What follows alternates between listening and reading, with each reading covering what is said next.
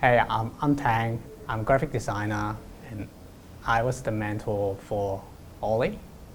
When I was going through the archive, like especially with Ollie, and then I think he was like particularly interested in anything that's like ocean and the Antarctic's like related. So that's what he was drawn to, and then like we were just instantly talking about the concepts that he was about to try, and yeah, it was quite exciting that we just instantly connected and communicated like on the project itself. Actually, really cool because I've never been to that part of the library, and then it was definitely like I definitely didn't expect to see like that many pieces that are actually from the past. I mean, the original copies, not like even scans or digital copies and all that. So it was just like mind-blowing for me. I think it's a really meaningful one for me because like me as a like creative person, I like to create something that has a reference to like some sort of history or cultural references. So like the approach that this project takes, I think it's definitely like something that I can resonate with. And I'm really happy to be part of it.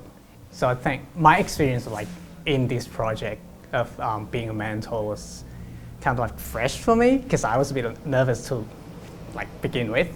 But throughout the process, I think I'm really happy that I can just bring my knowledge of working with like projectors and screens to those artists. And I think in general, like as a mentor, I would say I was almost being like a human checklist or a human reminder for the artist basically, but I just let their creativity flow, and which is kind of cool.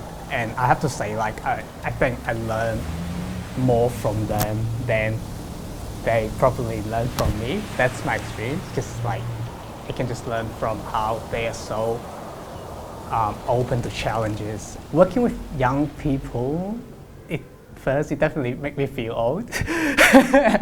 And just like I said, it's like really refreshing, but also it's kind of like a good opportunity to remind myself or even like remind the community that like there's something happening.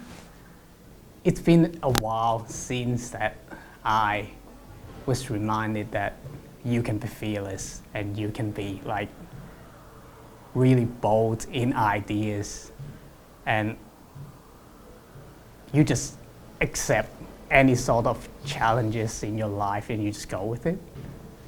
So it's pretty cool to be reminded that part of my life and the creative process. Regarding all this work, I think I have to say I was like very surprised by it, like in terms of scale and also how it was presented as well, because like at first when I was chatting with him, he was like, because he's like such a great 3D artist to begin with, so I thought like everything he did was about to be like 3D animation pieces, so I sort of like had that image in mind. But how it turned out was like he sort of just like took a totally different path and then just did frame by frame animation, hand drawn 100%, and then blow that up into a really big scale.